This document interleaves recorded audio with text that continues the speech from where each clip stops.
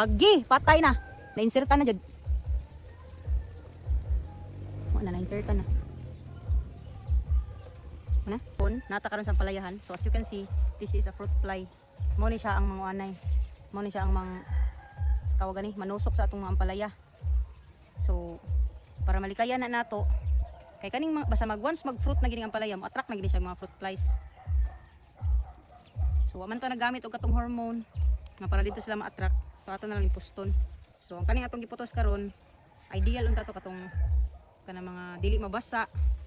Since we are promoting sustainable agriculture o permaculture, magamit ta og papel. Pero napay mas ideal na papel ani. Since wala pa man mi ato kapalit, gamit lang sa mi og scratch paper. Okay, so ito na ning puston. So hindi mi ka mamputos ang putos.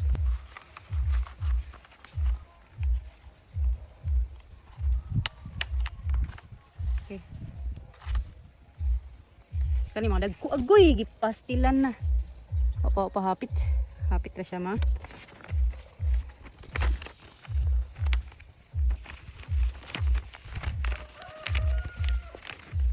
Product ang ideal gid ani niya nga size is pencil size.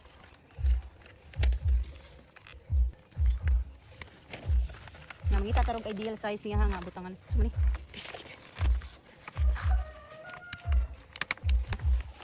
Na. Okay, sa tong pusto ng tarong para di din siya ma-expose sa atong fruit fly. Pagka-disable niya tong stapler no. Ani kalagot na ako guro. Di siya na. Kay naiwit man gud daog pang bagging. So probably kani wala na ako matarong bagging.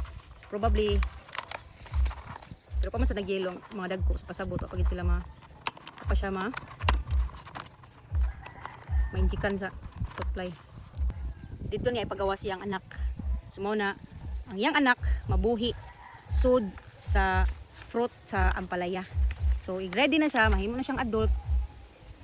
Mo fly away na siya. Basically ang iyahang destructive nga life cycle is ang iyahang larval stage. Okay, so let's proceed. May tataglain ka ng ideal siya nga kuan. So kani, mo ni siya ideal na puston. Asa to? Dra. Mo ni siya ideal na puston. So ni na-pollinate na ni siya, na-fertilize na ni. So mahimo na ni siyang fruit. Hagi, patay na. Na-insertan na jud. Na-insertan na. Mo ni siya ang ideal na tong puston. So wala pa ni na yan nga stage wa pa gini siya na injikan. So na-fertilize na ni siya, na-pollinate na, na-fertilize na, okay na siya. So ma-develop na ni siya into a fruit. Okay. So last time na mo nagamit lagi ng ani, okay ra man tong result. Kani ideal na pud ni siya. Mo ni nindot kay di gini siya straight gini siya. Bahalag ang nag-stapler dili straight. Napikas yan. Careful lang yun nga, dili maigo ang yahang ko na fruit. Ano? Ito ni siguro unog pang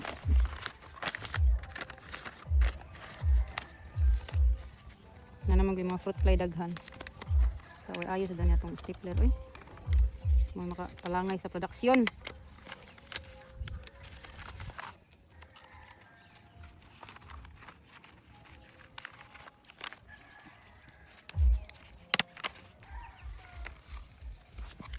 Wala na? Okay, so daghan jud kitag puston nun. Oh my god, this is so many. And we are beyond blessed. So salamat kaayo sa atong nature. Pero unfortunately, ang amo pong cucumber is nadaot gid siya sa kainit. So we are replanting cucumber. Pagday we are replanting cucumber. So ang atong na-replant ka cucumber kadili pa gid katong Japanese. So the ordinary cucumber you usually see in the market. Kanindot mo itong Japanese kaya wala siya liso. It's parthenocarpic cucumber. So every node, I think I mentioned it already sa video. Wala pa din. Look at the bees. So these are native bees. Bumblebee to siya. Bumblebee. Native bees to siya.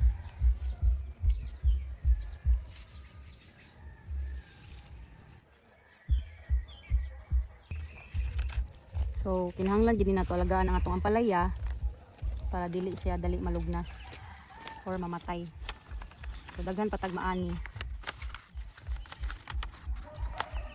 Daghan patag maani niya ba. Last time amoro tong gipasagdan. So dali siya namatay. Ano yun eh. Palit og bagong kuan stapler. Baratohon mo gud nga stapler sin siya kay. Okay. So kani ang palaya lami kay ano nasad. Ano sa kalihok dia disable naman eh. Thank you. Disable na ni nga stapler di na mo lihok giya ha.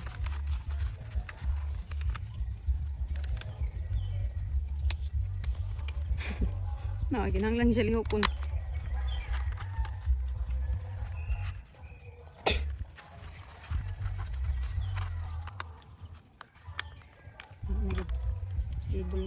Ay maudi ay maadin tang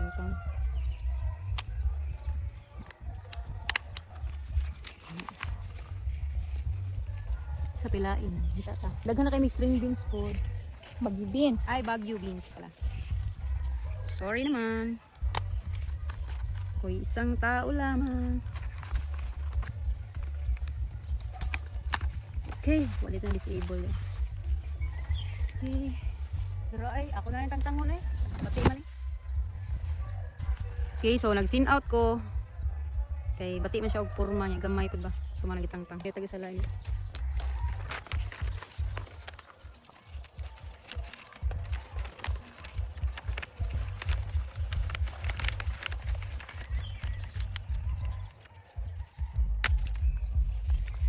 Napay dako. Higapon masigo. Uy, lain gamay. Adara. Daghan na kayo abunda sagana. By taking care of our mother nature, the mother nature will take care of us. So that's just common law or the one of the nature of laws. Laws of nature. Laws of nature day. Laws of nature day, sorry ma'am. Okay. So, kung ganahan mo mapalit sa among mga products, subscribe na mo sa among subscription. Ito, inigwa na next week sa May. Saning lapas. Nanguhit na dayo kabantay.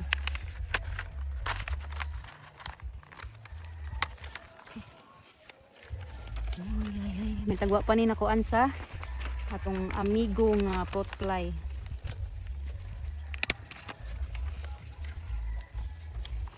Umaaraw, umuulan. Okay. Dapat walang maligtaan para ma-save lahat. Kasaman. Padara. Pasensyahin.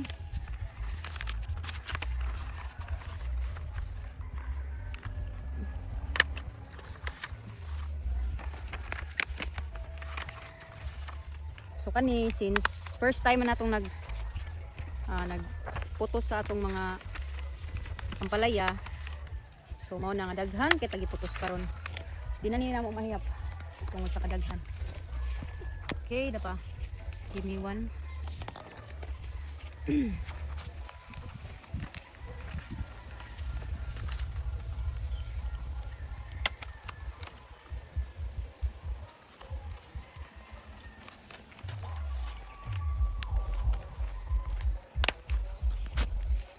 Okay, hanap-hanap.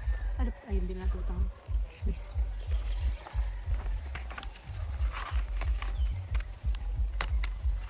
So from now on, every other day, magputos ta para maanam na to og putos. Ano pes? So nagkuha pa og papel, ano pa ay? So usually ang ginagamit kinila no plastic, pero kuan naman gud siya, dili siya reusable. So in the future mangita mi og kanang ma-reuse siya over and over again. So mo na dapat i-reduce na to ang atong waste. Kay ganahan man ta og brighter future for us and for the next generation. Of course, ganahan pod ko magunahuna nga ang atong sunod nga henerasyon makatilaw og presko nga hangin, nindot nga mga rivers, mountains, and so on. So, lain jud kayo sila ray kita ray mag-enjoy.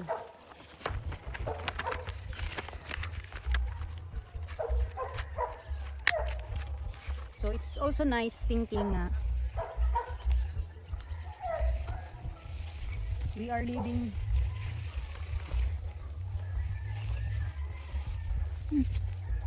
kung mabiya man ganita, it is better than we found it.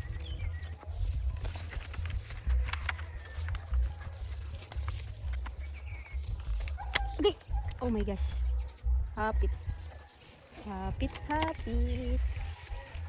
Okay, look, daghan. So, daghan jud kay siya.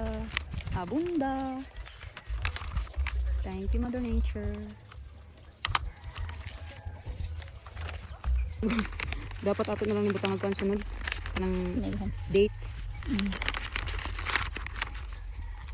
We'll learn. So, murag lisod-lisod gini ning harvest namo di ay. Kay magsige pa mig panglili. It's okay. Amo na lang butang ag date sunod kana sa giputos. Kaya nga mo posto ni nga to kagam niya katong pencil size ba to siya. So, ang tanawon nasa siya mature. Sige lang tagna. Wala tay dita.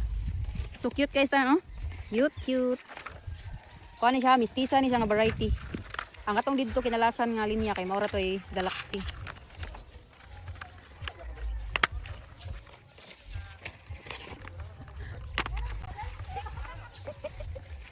Daghan na kayo nagnaputos.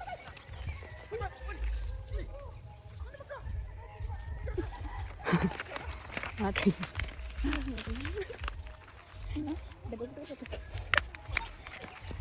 Dapat na. Asa?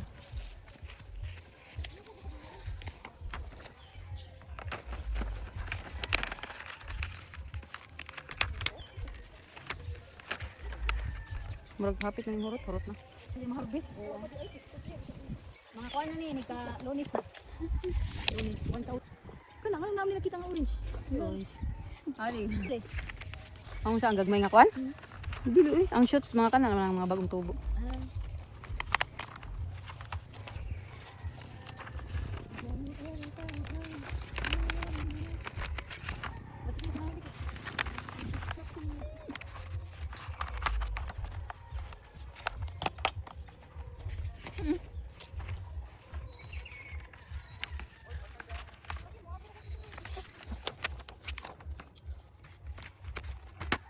Okay, so atong awo na to ang atong nabuhat karong adlaw, so daghan kitag na putos.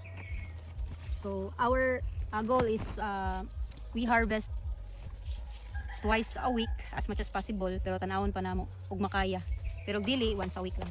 So that's it for today. So thank you for watching. So for more updates, information, and ganahan pa mo kat-on about farming sustainably, so follow Novus Farmstead. And then for subscription, stay tuned. Thank you. Bye.